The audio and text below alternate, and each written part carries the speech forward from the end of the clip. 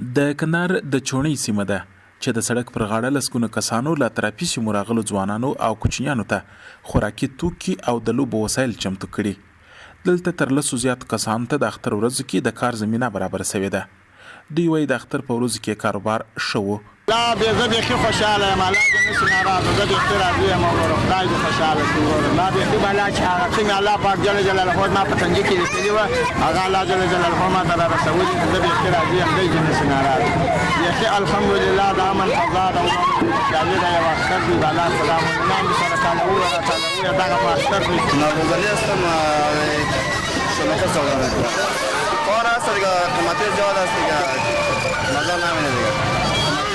کار میکنم روز 300-400 کار میکنم، زیاد کار نمیکنم دیگه. د کندهار په زیاتو نورو برخو کې هم د لوبو او خوراکي توکو د پلور ورته نور اختریز بازارونه شتون لري. د میلې او تفریح لپاره راغلي ځوانان وایي سږنی اختر د امنیتي پلوه خوندي و، خو امنیتي کسانو په ځینو سیمو کې ځوانان له یو شمېر لوبو بند کړي وه. اختر بیخي ښه دی، مګر زه ته راغلی یم، ټال ته راغلی یم، د میلې ته راغلی یم، ټال خورم. بیخي دا داسې قرارې ده بله منه را بارې خواته میلې ته تللی اوس منه څوک منه راګرځي، څه بېغمه کړه څه بېغمه راکړه د خپله کور. دا اوس اختر موږ آزاد راګي جنګوای سوی نه ځوانان اختر راګي اختر وغیرہ راګي شایسته نه دا اختر راګي نه پر شوی منه چې کې ورته وایي ګوندګان یو وادو.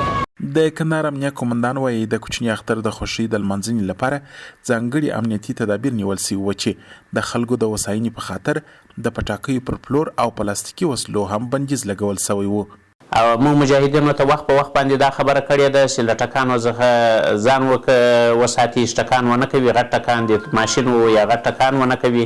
نو د هغه په څنګ کې بعضې داسې ټکان دغه کي لکه دا د پټاقیو ټکان چې په ښار کې ماشومان کوي یا د وړو پلاستیکي توپنچو ټکان وي. نو له دې څخه له ټولو ښاریانو غوښتنه کوو چې خپل ماشومان خپل کوچنیان اداره کړي او دغه ټکان ونیسي. دا د خلکو د اذیت سبب ګرځي، د تشویش سبب ګرځي. د کندهار ښار ترڅنګ سږ کال د کندهار ارغنداو، شاولي کوټ، ډنډ او دامان ولسوالۍ ته هم د کندهار سلګونه اوسېدونکي د اختر د خوښیو او تفریح د لمانځنې لپاره تللي وه.